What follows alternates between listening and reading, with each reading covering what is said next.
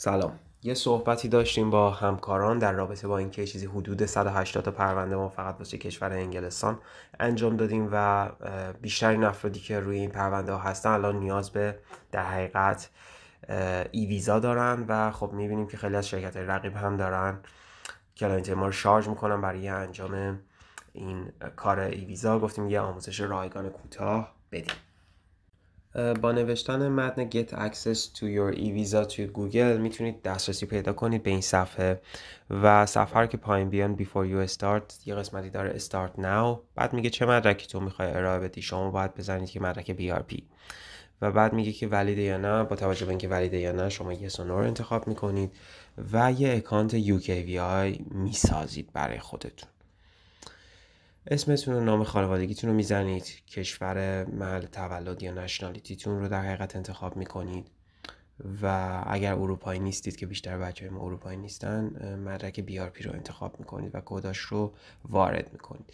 بعد تاریخ تولدتون رو میپرسه و بعد میپرسه چه مدرکی رو انتخاب میکنید. بالا سمت راست BRP کد هست، اون کد رو وارد میکنید.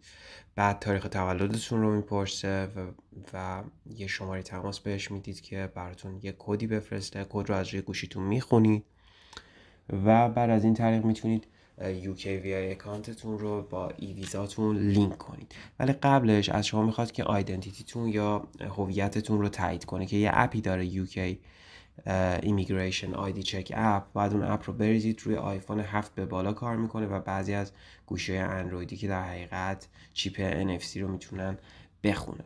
بعد از اینکه به اپ کانکت شدید در حقیقت میتونید عکس بگیرید از خودتون و پشت BRP تون رو باید بچسبونید به پشت گوشیتون و بعدش هویتتون رو در حقیقت تایید میکنه و بعدم از صورتتون یه اسکن کوچیک میگیره.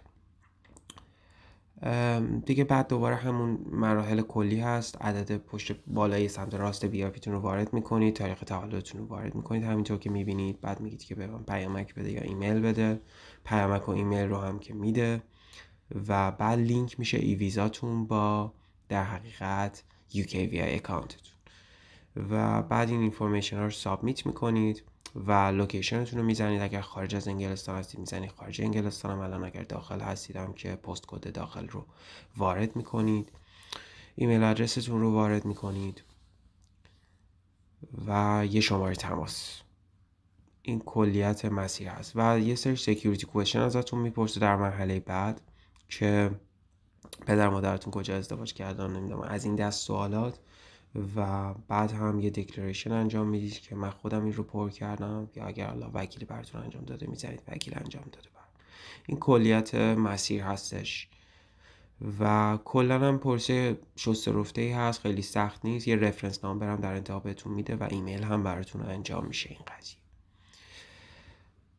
بعد از این یه ایمیل دریافت میکنید و میتونید قسمت using your e-visa رو بزنید اگر میخواین در حقیقت اجازه کارتون یا اجازه اجاره مسکنتون در انگلستان رو اثبات کنید به مالک خونه یا حالا جایی که میخواین توش کار کنید. این حتما احتیاج